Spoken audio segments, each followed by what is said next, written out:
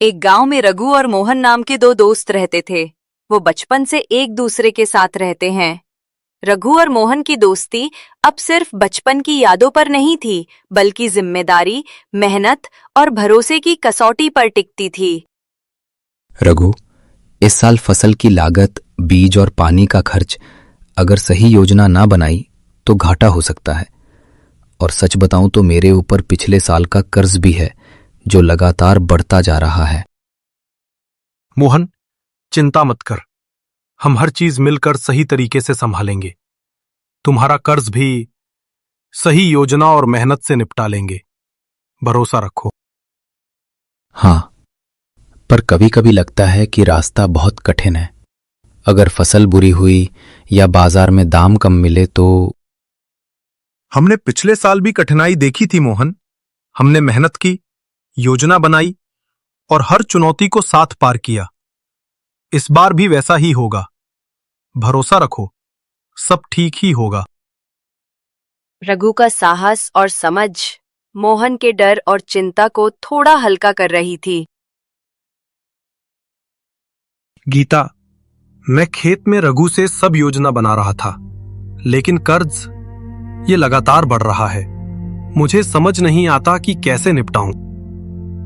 मैं जानती हूँ ये मुश्किल है, पर घबराओ मत, साथ मिलकर सोचेंगे।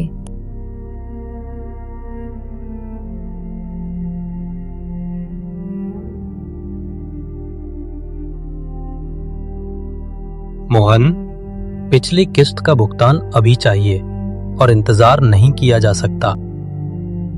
मुझे और थोड़ा समय दो। मैं जल्द से जल्द समाधान निकालूंगा। मैं अभी ज्यादा दिन नहीं रुक सकता। मुझे 2 दिन के अंदर पैसे चाहिए। ठीक है, देखता हूं मैं कुछ करता हूं।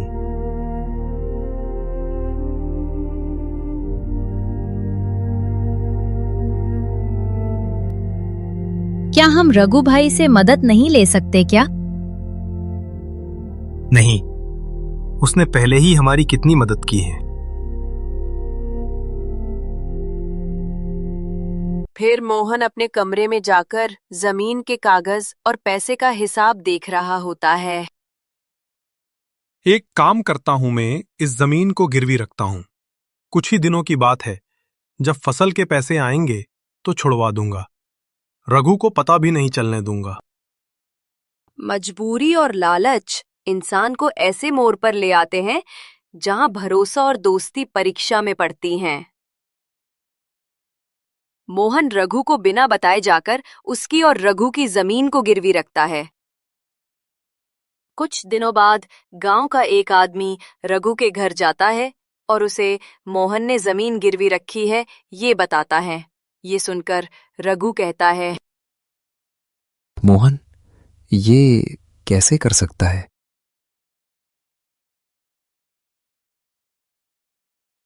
आप ठीक तो हो? चलो हम मोहन भाई से बात करते हैं।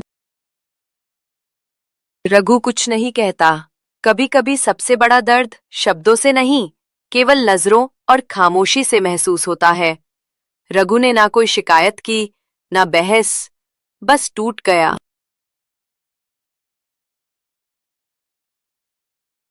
1-2 साल बीतते हैं। अब मोहन आर्थिक रूप से संभल चुका होता है, लेकिन अकेला और बेचैन। मैंने रघु का दिल तोड़ दिया और खुद को भी खो दिया। अगर वो मुझे एक बार माफ करेगा तो मैं सब सही कर दूंगा। जाओ रघु भाई के पास जाओ, उनसे माफी मांगो, पछतावा दिखाओ और सही काम करो। पछतावा इंसान को अकेला कर देता है, लेकिन यही उसे सुधारने की ताकत भी देता है।